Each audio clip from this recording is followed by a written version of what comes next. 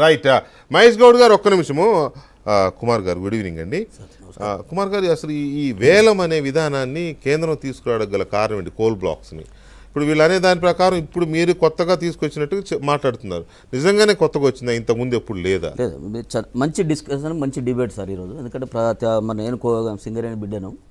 Coal belt ప్రాంతంలో ఉన్నంత ప్రతి కార్మికుడు తెలుసుకోవాల్సిన అవసరం. చాలా అపోహలుగా గురయ్యే పరిస్థితులు ఉన్నాయి కాబట్టి ఈ డిబేటు ప్రజలకు పోతుంది అని మీ ద్వారా పోతుంది అని చెప్పి నమ్ముతూ మాట్లాడు.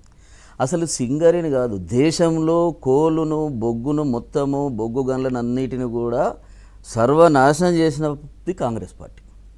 యూపీఏ 1, యూపీఏ 2 ఒక నామినేషన్ పద్ధతి మీద ఒక స్లిప్ మీద రాసిస్తే బొగ్గు గనులు అల్లాడి చేశారు. ఆ బొగ్గు పిల్ల మొత్తం ఏమైనా చూసిన కేసులు కూడా అయినాయి వారి మీద.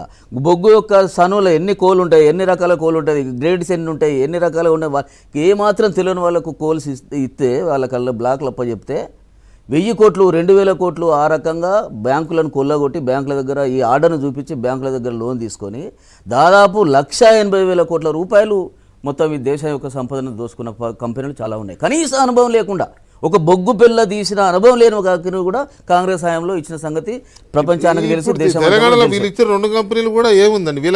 లేదు, ఎవరికి లేదు. అయితే అప్పుడు సుప్రీంకోర్టు ఏం చేసింది? సుప్రీంకోర్టుకి వెళ్తే 121 బ్లాక్లు అండి, ఒక్కటి కాదు 2 కాదు. ఆ 121 బ్లాక్లో ఈ 3-4 సీతారామ గారు ట్రేడ్ యూనియన్ నాయకులు వారికి మొత్తం తెలుసు. అక్కడ చేరిన తర్వాత వాళ్ళందరూ ఏం చేసినారో జడ్జిమెంట్ ఇచ్చినారు. మొత్తం డివిజన్ బెంచ్ అంతా కలిసి జడ్జిమెంట్ ఇచ్చింది.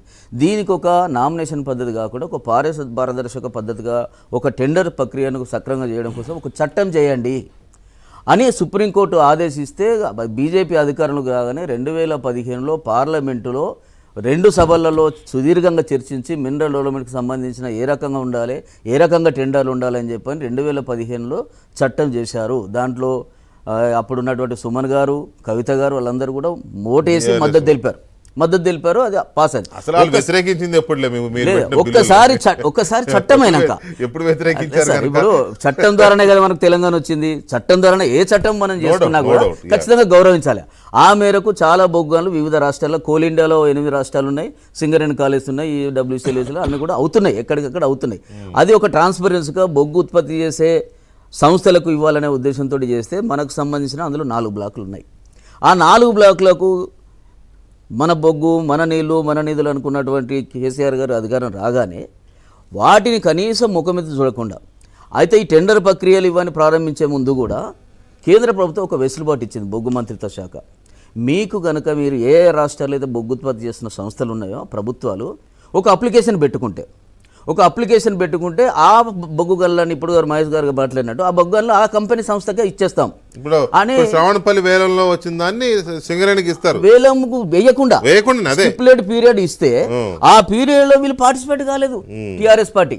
ఆ సమయం ఇచ్చినప్పుడు కనీసం వాళ్ళ దగ్గర పోయి దరఖాస్తు పెట్టుకోలేదు, కనీసం ఈ బొగ్గు గల్లు మాకు అప్పచెప్పని అడగలేదు. జార్ఖండ్ అడిగింది, ఛత్తీస్గఢ్ అడిగింది, వాళ్ళకి ఇచ్చేశారు.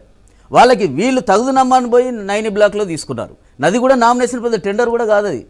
మాకు ఎంత ఎక్స్పీరియన్స్, మాకు 100 సంవత్సరాల ఎక్స్పీరియన్స్ ఉన్నది కాబట్టి శ్రావణపల్లి ఏమన్నారు. ఈ శ్రావణపల్లి ఇచ్చిన తర్వాత ఆ 9 బ్లాక్ ఒరిస్సాలో తీసుకున్న తర్వాత ఇక్కడ ఎప్పుడైనా మహానది కోల్ఫీల్డ్లో ఉన్నది. అది ఇక్కడికి వచ్చినప్పుడు అది సింగరేణి ఎన్నికలు వచ్చినప్పుడు కానీ లేదా మన పార్లమెంట్ అసెంబ్లీ ఎన్నికలు వచ్చినప్పుడు కూడా ఈ అంశాన్ని తీసుకొస్తారు. నిజానికి సింగరేణిని మొత్తం బొందలగడ్డగా మార్చిందే టీఆర్ఎస్ పార్టీ. వారు వచ్చినప్పుడు, వారు అధికారంలోకి వచ్చినప్పుడు 62,000 మంది కార్మికులు. ఈ రోజు 42,000 మంది, 21,000 కార్మికులు మొత్తం రోజున పడ్డ కుటుంబాలన్నీ కూడా. ఎంత దారుణం చెప్పండి. తర్వాత అప్పుడు ఓపెన్ కాస్ట్ తవ్వుతే నేనే